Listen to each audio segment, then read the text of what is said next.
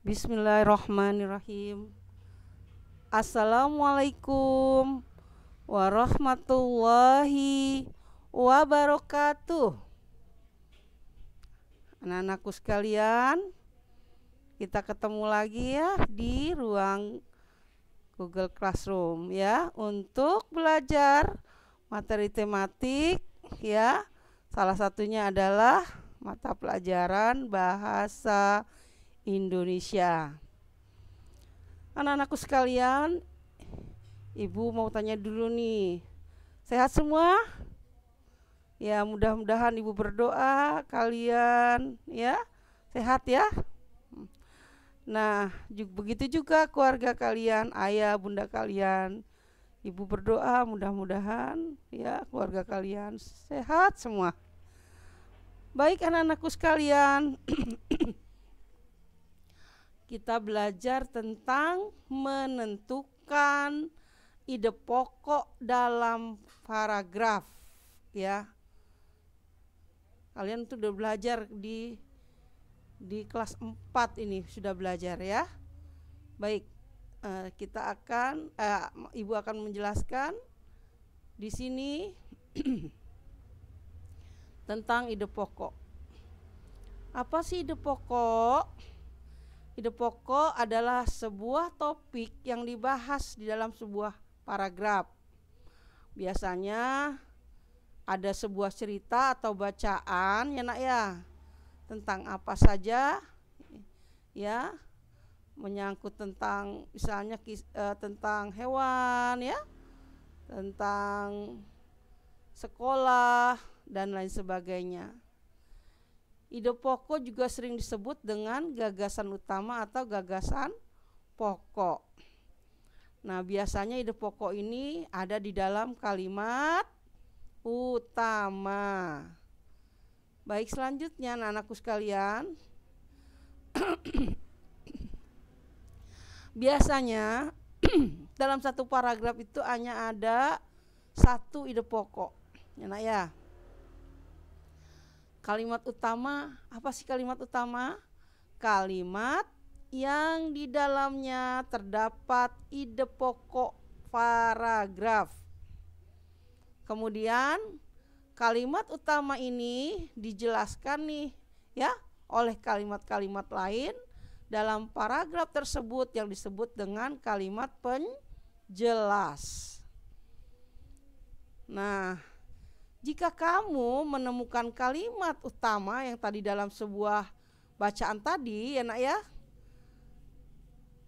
terletak pada awal paragraf, maka paragraf tersebut disebut paragraf deduktif. Nah, jika kamu juga menemukan kalimat utama terdapat pada akhir paragraf ya dalam suatu bacaan itu, maka paragraf tersebut disebut paragraf induktif. Nah, yang ketiga anak-anakku sekalian, nah, jika kalimat utama ditemukan di bagian awal dan juga di bagian akhir paragraf, maka paragraf tersebut disebut paragraf campuran. Nah, Ibu kasih contoh misalnya. Di sini Ibu kasih gambar dulu deh ya. Cerita tentang apa sih? Oh, tentang hewan. Hewan-hewan ya, hewan-hewan reptilia. Ini ada ular ya, buaya, pani bunglon ya, ada kura-kura. Baik ya, kalau lihat ini ada yang berani, ada juga yang takut ya. Baik, Ibu termasuk juga salah satu yang takut kepada hewan-hewan yang makhluk hewan reptilia ini. Baik anakku sekalian, Ibu lanjutkan ya nak ya. Contoh dalam menentukan ide pokok. Nah, ada sebuah bacaan di sini. Ibu kasih contoh saja ya. Tentang apa misalnya ada sebuah bacaan. Ini belum tahu nih ide pokoknya seperti apa. Nah, makanya Ibu jelasin dulu ya. Jelaskan dulu. Misalnya ada sebuah bacaan bercerita tentang di sini reptilia. Baca dulu ya, Nak ya. Reptilia adalah segala jenis hewan yang berjalan melata atau merayap. Mereka bertulang keras dan memiliki sisik pada kulit. Umumnya mereka bertelur di darat, walaupun ada reptilia yang melahirkan anak. Reptilia adalah hewan berdarah dingin. Suhu tubuhnya menyesuaikan suhu tubuh luar. Namun bukan berarti hewan reptilia itu suka di daerah dingin. Reptilia tidak tahan hawa dingin. Ya, tidak ada reptilia yang tinggal di daerah kutub. Ini hanya sebuah cuplikan kisah, Ibu kasih contoh ya, untuk mencari ide atau menentukan ide pokok. Jadi kalau kita lihat sebuah bacaan ini, maka kita bisa menentukan ide pokoknya adalah ya membahas tentang reptilia ya. Paham ya anak-anak ya? Baik, selanjutnya ya. Nah, Ibu kasih contoh lagi. Ini ada di buku kalian ya, halaman 8, buku tema A. Ya. Ada tentang ikan. Bercerita tentang ikan di sini ya. Keindahan gerak ikan di dalam air ya. Nanti kalian bisa baca bagaimana sih menentukan ide pokoknya. Nah, ternyata ya di sini bercerita ya, di dalam bacaan ini ada cerita tentang menentukan ide pokoknya, yaitu tentang alat gerak ikan.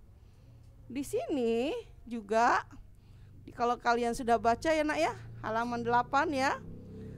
Kalimat utamanya adalah ikan koi ya, dan ikan-ikan yang lain bergerak dengan mudahnya di dalam air.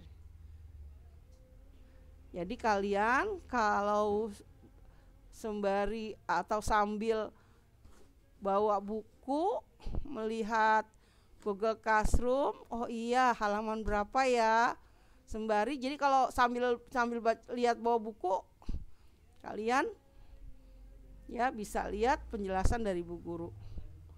Nah, di sini ada kalimat penjelas. Kalimat penjelasnya bercerita tentang ikan menggunakan ekor dan siripnya yang lebar untuk mendorong gerakannya di dalam air. Kemudian kalimat penjelas yang kedua, ikan memiliki otot yang membuat tulang di bagian ekor menggerakkan ekornya dan membuatnya terdorong ke depan. Yang tiga, semakin kuat kibasan ekor, semakin cepat ikan tersebut berenang. Baik, nanti kalian bisa lihat ya di halaman 8 ada cerita tentang keindahan gerak ikan di dalam air.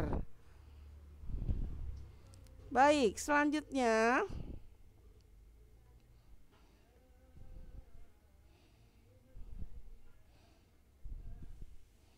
nah, di sini ada sebuah bacaan juga ya.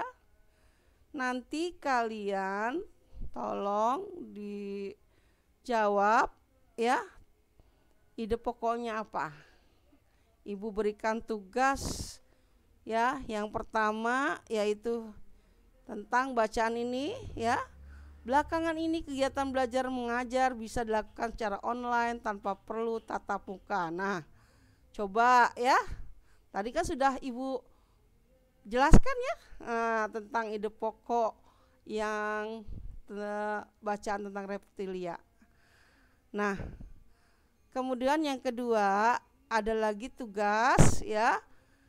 Di sini bacaan tentang apapun jika dilakukan secara berlebihan dan seterusnya.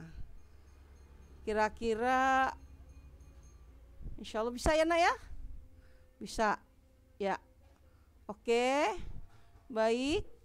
Nanti kalau kalian membaca bukunya ya nak ya, tema A, kalian bisa paham lebih jelas ya.